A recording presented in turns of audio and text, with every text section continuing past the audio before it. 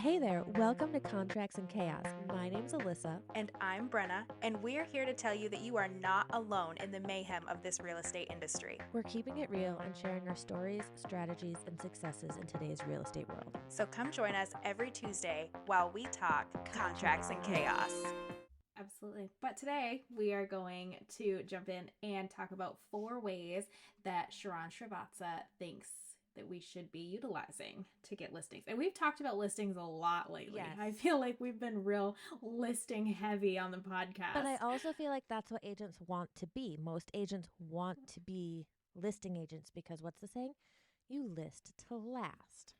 List to last. Yeah, and this time of year too, this is when you want to start doing this stuff. You don't want to wait until you start seeing 20, 40, 80 new houses in your neighborhood or your little zip code pop up every week to say, "Oh yeah, I'm going to start prospecting for listings." You should really be starting last week. Yes. To be totally honest, you should constantly, in my opinion, be prospecting for listings because the minute, like what you do now, pays off in 90 days. So you can't ever stop if that's something you want. And he noted that's right, and you're not going to win them all. No, so you're not. That what you do might not pay off in 90 days, but you have to keep doing the work. I set an appointment from prospecting. I'll be going out for a listing interview this evening. Awesome. But that's from, last week. And then there was one that I went on a few weeks ago that I didn't get, so it's hit and miss, but you just have to keep putting yourself out there. It is just like dating, isn't it, Alyssa? It is something I've recently given up on. That's a topic for another day. I know. Let's get into it. And I think while we're talking about like not getting it, Sharon did identify at the beginning of this meeting that we're kind of doing a synopsis of, identified 3 problems that I think are important to touch on. And the biggest one, and I think he made a claim like everyone last year, their business was down. Well, not everyone. Thank you.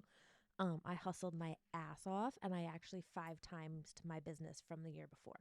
Now, it's not crazy numbers because the year before was only my 2nd year and it was a down year for me then, but not everyone was down. But if you were, don't beat yourself up because normally we have like 5.5 million home sales every year, somewhere around there.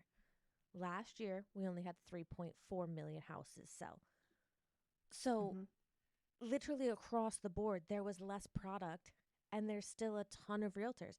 Even though a lot of people left the market, not everyone did. So if you didn't get the numbers you wanted, don't beat yourself up because it was a very hard market. Another thing he said was like, sometimes we feel stuck. Like I call it analysis paralysis. I need to do all the things, but if I'm not perfect at them, then what do I do?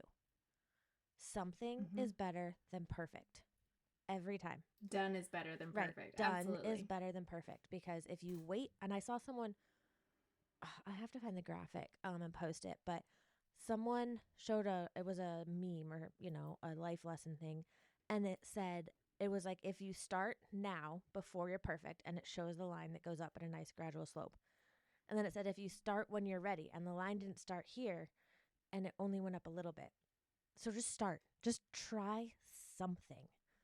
And he noted another thing, or pointed out another thing that I think is actually sage advice. And not that I think any of his stuff isn't. But every guru has an opinion.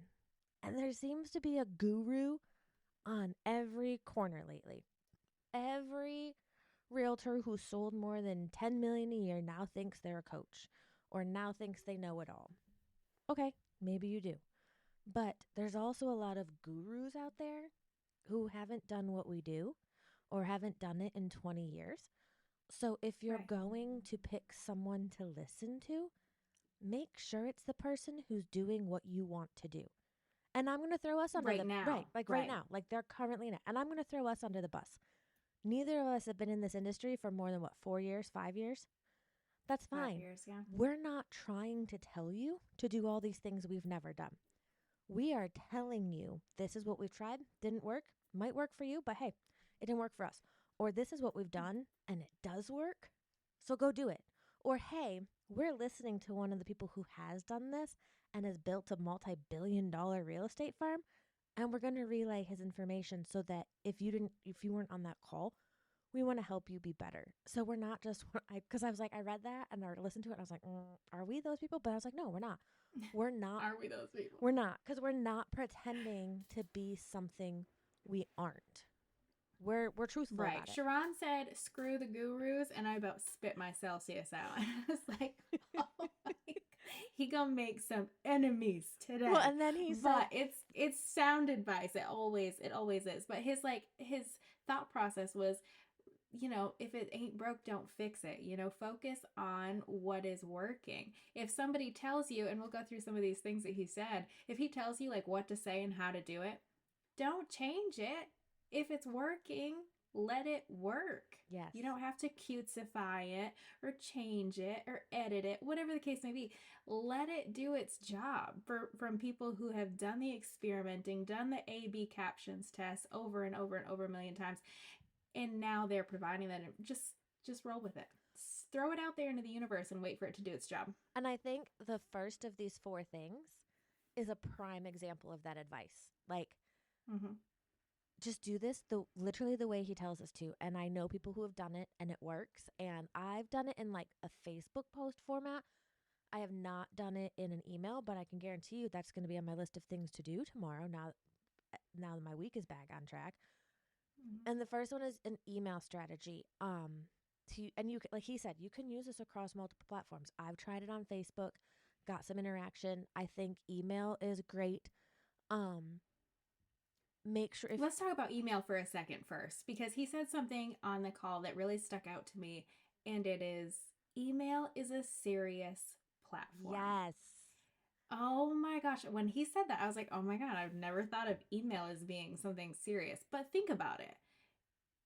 To us, we're getting, lender emails and realtor promotions, all of those things. And it's just spam city. And for a lot of people, there's a lot of spam in there. I know that you're getting emails from Bath and Body Works. I know that you're still getting emails from Victoria's Secret when you signed up at 16. That's just how it works. But you're also getting those important things, those statements from your bank, those things like that.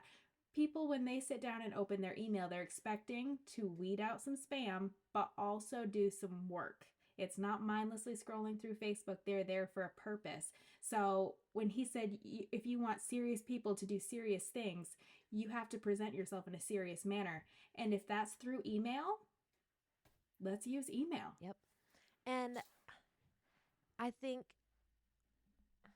the other thing is like, how many times do you get a spammy text message and you're just like, ugh, go away, stop, unsubscribe, whatever it is, to not receive these anymore. And you're just like, yep, never want to hear it.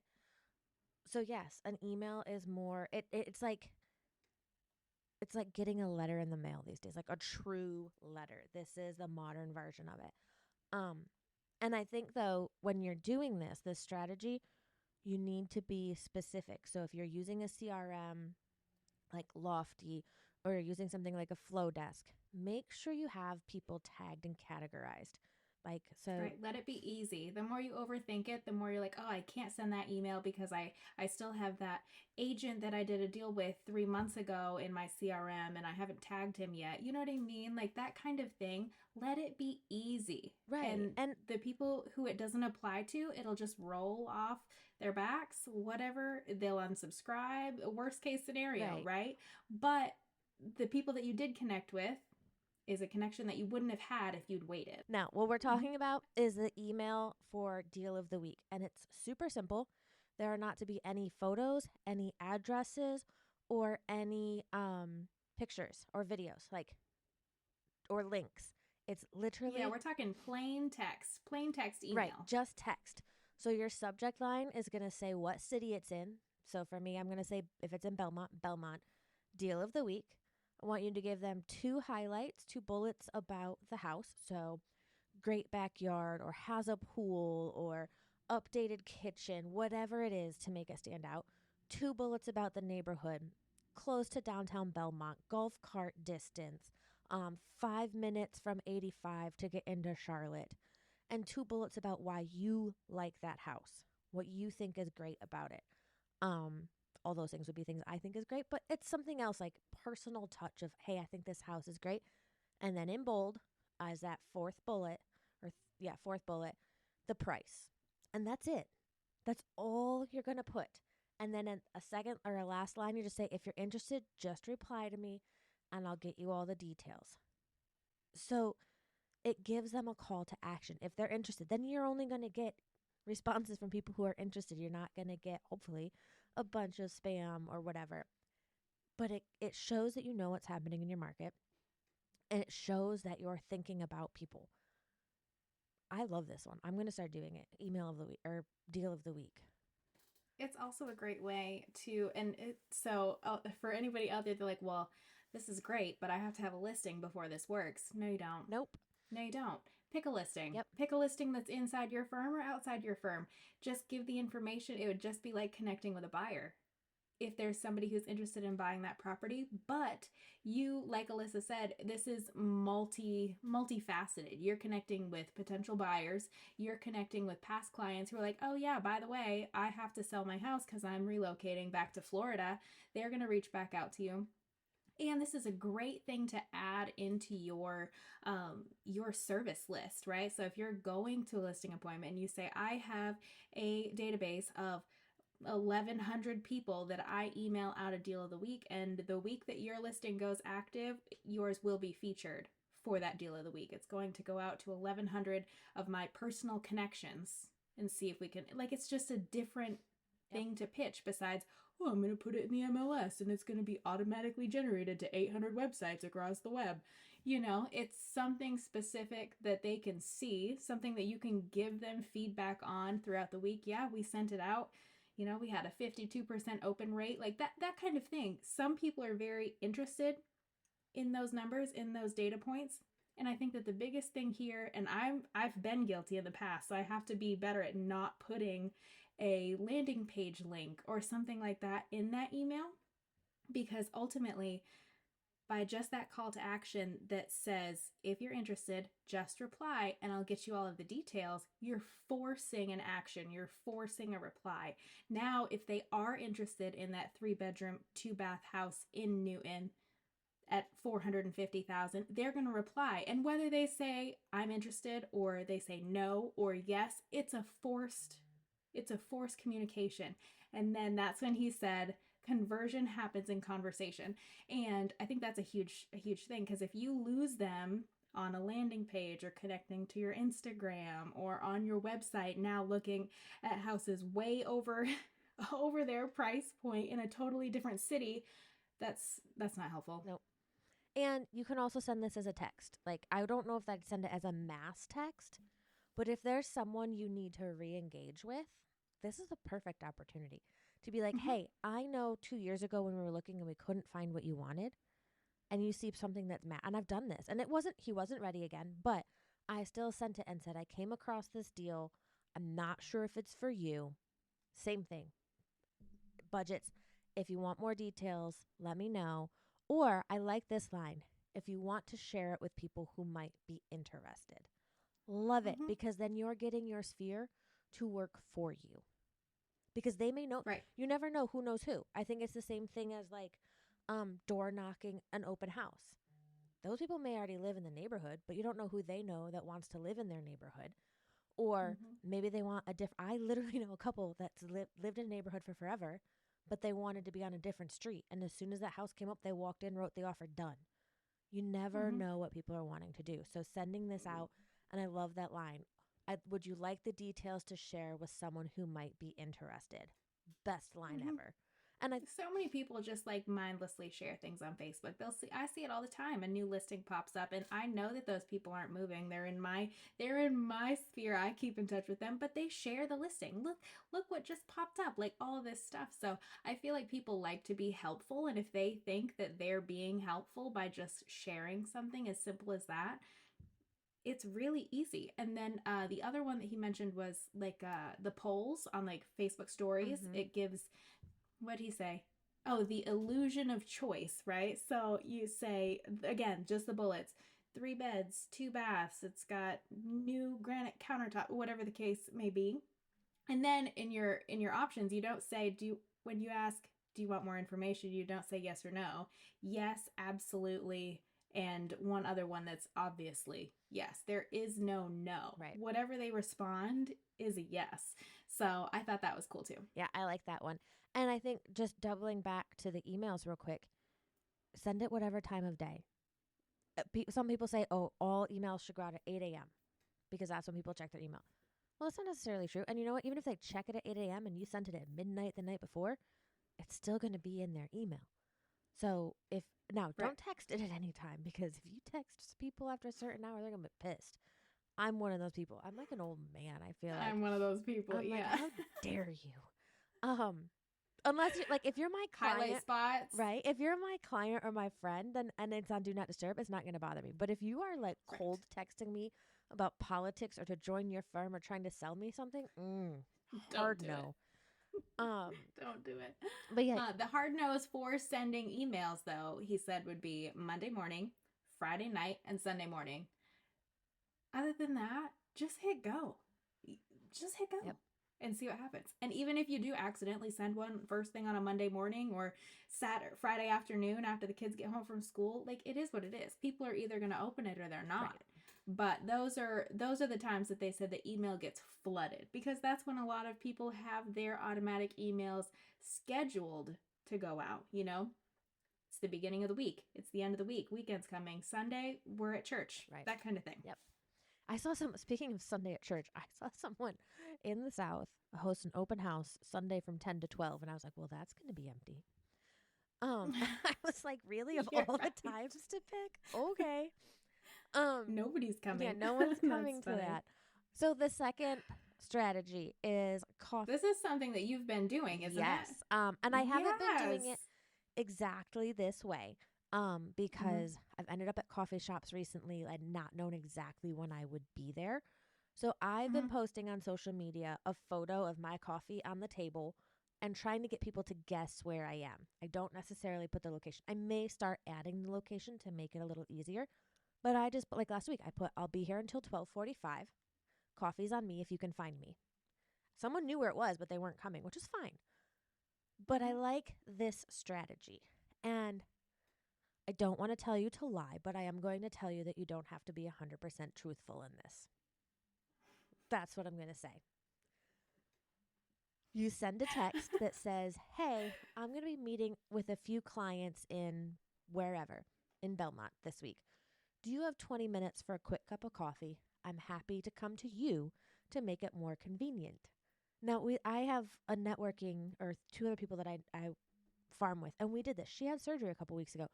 We normally meet at a coffee shop the second Wednesday of the month. She couldn't leave her house. I said, well, why don't we just bring coffee to you? Like, if you're okay with it, if you're feeling comfortable but just not ready to leave the house, I'll bring it to you. Right.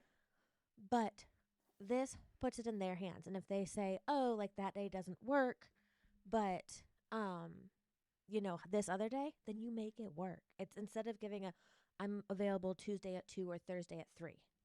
No, like, let's put it in that person's hands. And it's just a catch up. And you don't have to talk about real estate, but let's be honest, it's going to come up because they know what you do for a living.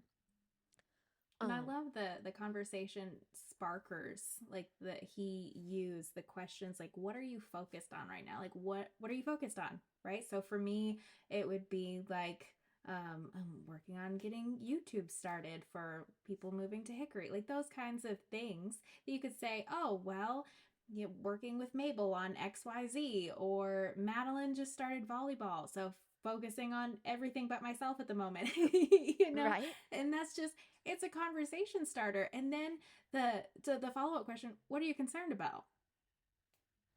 Well, I've never sat down for coffee and had anybody ask me either one of those questions, but they're deep questions. It's not like weather related, right.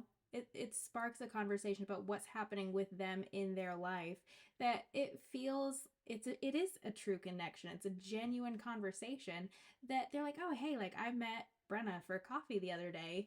And whether or not we had a conversation about real estate or what's happening in the real estate market is irrelevant, because when they're talking to a friend next week who said, oh, so-and-so and I think we're separating and now we have to sell the house, say, actually, I just talked to Brenna and let me get you her information, right, because she'd be a great resource for you to have. Um, So the third one, and this is the one I dialed in on. I'll be honest. I'm like, okay, because as we've talked about before, I'm going to start calling expireds and FISBOs. But I was like, I don't know what to say. I love this. And I'm not going to call it a script, but I love this strategy. One, don't look at the ones that expired yesterday because 400 other agents are going to be calling them. Love it. Now, if you're looking back 4 or 5 years, make sure they haven't listed and sold again. Like double check information, pull tax records. 400 other agents are going to call them. So just confirm everything. Make sure that they haven't sold since then or something, it hasn't been handed down to to a family member or something. So check those records. Also, don't say, I love this one. I saw your listing expired. They don't understand what that means. Um, and um, it's so funny the things that we say that we don't think about, that the general public is like, what? right, like they don't My understand our listing, term. what? They don't work in what we work in every day. That would be like me going to the dentist and them throwing out all this terminology. I'm like, okay, I don't understand medical coding. Why are you telling me it's a D3 1475? I don't know what that means. Or does that mean you're going to drill my tooth? I don't know. So, Right. um, so find a different way to be like, hey, I saw you had your house listed previously and things didn't work out. Find a different way to say that. Now, what we're also not Mhm. going to do, Brenna, what are we also not going to do in that sentence? We're, oh my gosh, we are not going to talk crap about their agent. Right. Stop talking crap about each other, you guys. This is why real estate agents have such a bad rap. Well, one of the reasons we have such a bad rap. It is such a dog eat dog world out here. It's unbelievable. If you call somebody and say, "Yeah, I noticed your listing expired. Really had a bad experience with that agent. Why don't you try out my tactics? Because I have a way that is better than what they did." First of all, you have no idea. You might suck worse than the first agent. Second of all, it might not have had anything to do with the listing agent. Maybe they were priced too high. Maybe the sellers weren't allowing showings because they just had a new baby and they were blocking off showings and really nobody got to see the house. What if the realtor got sick Right. during the whole thing? There are so many, you have no idea what happened in those 90 days, 180 days, however long it was on the market. And quite frankly, it's none of your Yep. business. Especially We because need to, if you say I'll succeed where they have failed and it was the client, like what if the right, client got sick? Now you're telling them right, their illness was a failure? right. Or even if, what if their realtor was a family member, a friend, a new agent that they were trying to help out? You're insulting their choice and their agent, and it's just a real slimy way to get your face in the door. And I know that people do it and I know that it works, but honestly, if you're using that tactic, I feel like you're going to get some grimy clients out of it Yep. too. Yep. I mean, by putting people down is not a way to elevate ourselves. It's never, No. never the way to go about Nope. it. So there's a 3-step process to this conversation: connect, verify, and invite. Um, and it's all positive. I loved this. I probably watched this section of this call 3 times, making sure that I understood it. Um, so call them and say, and now I also don't want you to lie. So if you don't have a buyer, find a way to make this phrase something a little different. Like, I'm not looking to list your home. My client is looking for blah, blah, blah, blah. And I promise I call everyone who has a house like that. Now, if you don't have a buyer, say something along the lines of, it's my job to know what's happening in the market. And I've seen a lot of buyers looking for this. If you don't have a specific Mm-hmm. buyer, something to relate to their house. Or I've seen that in this current market, these things, whatever it is, houses with pools or houses in this neighborhood, are currently selling, so much over asking or so quickly. Find something to relate to them, but don't lie if you don't have a buyer. I hate that. Right. I do hate that. It's like sending I have a buyer letter and you don't have a, like, I know it's prospecting, but it's also, again, it's just one of those like, ugh, Yeah. that's so, when they call and say, oh, well, you can bring your buyer by. Right. Who are you going to show up with, your mom? Oh, oh, okay. Hold on. Right? Let me Like, call some oh shit. friends. Um, Right, right. right? And then like the conversation will flow. So if they say, oh, that's awesome, like, as that is our house, ask them, if you got an offer that's acceptable, would you consider selling it?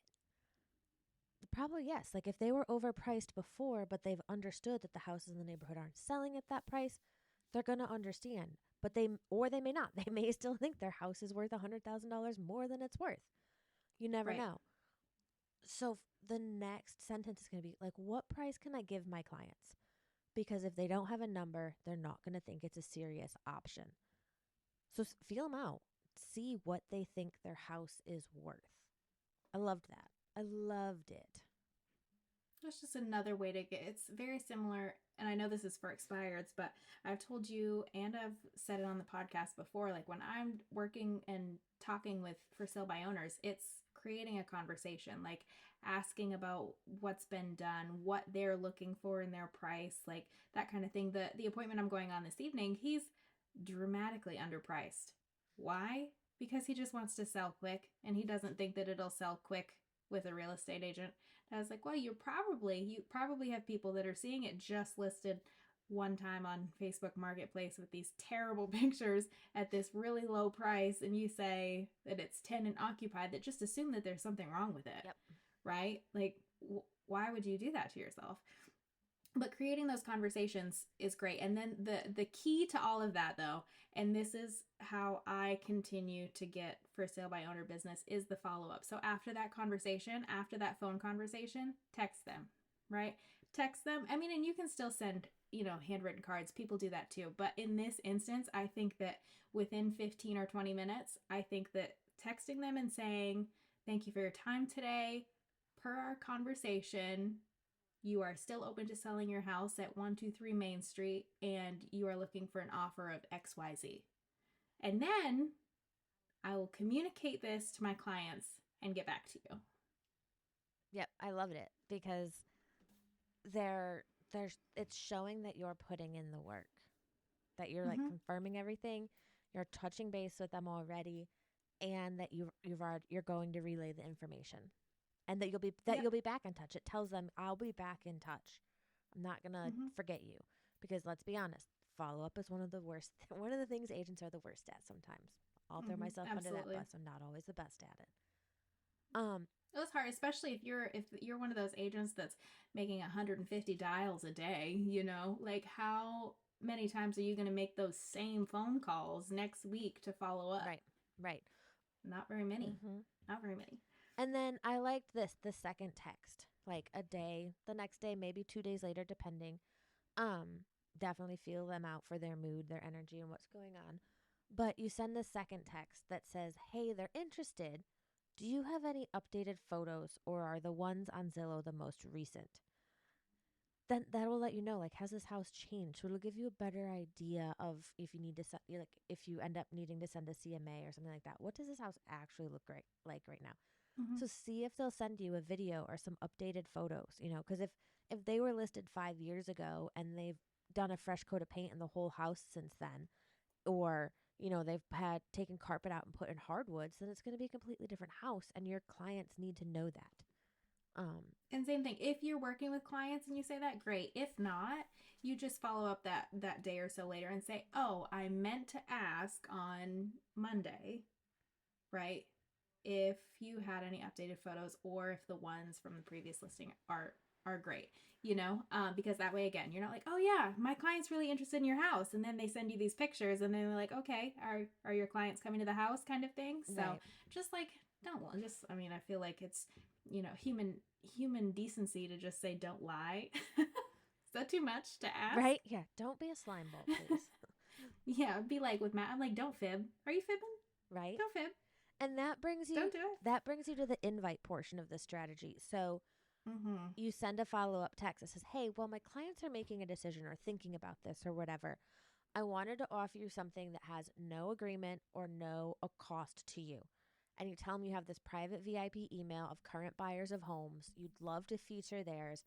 If you're interested in getting some exposure, this might be a great way. Just let me know and I can get you the quick details. So you're literally bringing this back to your deal of the week email. So Yeah, one we of just these made a big feeds the circle. other. Did you Yes, guys? I love it. Yeah, do you see what we did there? Right. Well, Sharon did it. We didn't. This is all Sharon. Yeah, But yeah, we just took notes. yeah, like this is perfect because maybe there isn't a great deal of the week or not a property you want to email out. Now there always should be. You should always pick something.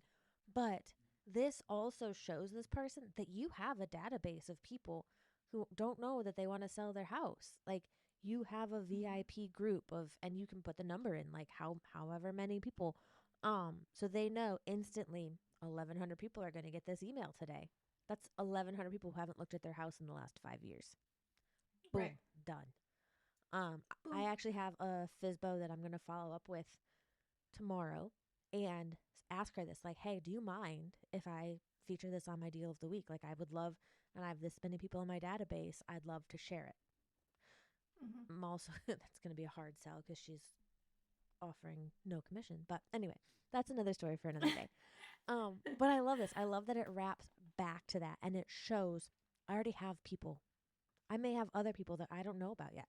Yes, I have these buyers, that I've already identified, but I have 1,100 or 5,000, however many you have in your CRM or your database that might be interested and I just don't know yet.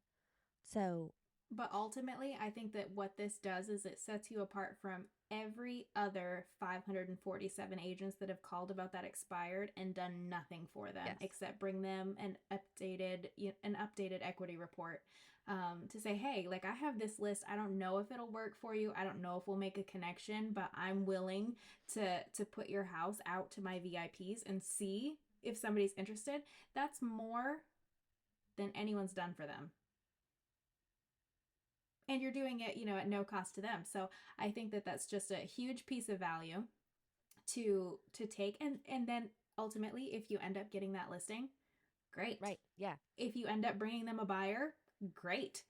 It's just more prospecting that you're going to get your name out there. And we talk about this all the time. Like the more you're out there, the more it's going to get around. It's just one of those things. And the last thing that he talked about was piggyback prospecting. Now this one, I'm like, right? I was like, because we've talked about this off the podcast before. When I get recruiting calls from someone who's not the big or the right, team leader, somebody who's not who they're supposed to be. And they're like, oh, I'm making this call on behalf of so-and-so at XYZ Realty. And they just really love what you're doing in your business and want to invite you to coffee, And I'm just like, oh yeah, if they did, they can call me. You tell them they want to talk to me, they can call me. So you're this nicer piggyback marketing than I am because I just say, take me off your list. Oh, no, sometimes I just hang up. Right. So we are those people that you hate to call. Yes. If you're those people that like dial people for a living, I'm the worst because I like answer, and if it sounds like a recording or sounds like something spammy, I just hang up. It's the worst. Yep. I'm really bad. But this is one of those, and we'll just talk about it really quickly because it's one of those things that I don't think either one of us are going to dive into too much, is having somebody call on your behalf and say, hey, Brenna's really wanting to chat with you. Right? We can't even talk about it. We're like, I literally have like no notes on it. The only thing that I have is the reason for calling, relevance of why you're calling, and an invitation, right? Like those are the 3 points, which is kind of the same framework as the expired. Like, here's why I'm calling, why, that kind of thing. But I don't know. This is the 4th reason. This his 4th strategy, but I literally took no notes on it. Same. Because I'm like, I like zoned out and I was like, nope. Because I don't want somebody else to make a connection for me, because I feel like a first impression is everything. And if somebody else is responsible for making my first impression, that's not great. And it works for other people. So what was it that I heard a mom say the other day that I was like, oh, that's so funny. Oh, don't yuck somebody's yum. Ooh. It was at school. It was actually at school. And one little kid was like, ew. And she's like, don't yuck somebody's yum. Like, if that little girl likes to dip her pizza in ketchup, then let her dip her pizza in ketchup. If you wouldn't do it, that's fine. But don't yuck her yum. And I was like, oh, that's such a nice way to say mind your own Right. business. No, I like that. I'm going to remember that one. And I like ketchup on my macaroni and cheese. So I'm not going to judge the person. Me too. This is why we're besties. I'm not going to Yeah, judge so someone funny. putting ketchup on their pizza, but It was weird. It was a little weird, Yeah. but okay, sure. But I also, but no, so for us, right. Go For ahead. us, not our thing. But this is what I've been thinking about since I heard this on his call. I think this will work if you are already the established agent in that area. If people already know your name and face. If you're the guy with the billboard on the highway. If you're the girl who, dominates that neighborhood, then that could work because they already know who you are. Right. But from where I'm at right now, I mean, don't get me wrong, there are places I walk into where they're like, oh, hey, that's that realtor. I'm like, yes. But this is not my jam. I like the more personal connection. And maybe I'm just not big enough yet. I don't know. Yeah. Honestly, I don't know if I would ever really want to be big enough to have somebody trying to call and make appointments on my behalf. Right. Well, that's just like a personal thing for me, and maybe that'll change, but and that brings us back to, I think, a topic we spoke about on another episode. Success looks different for everyone.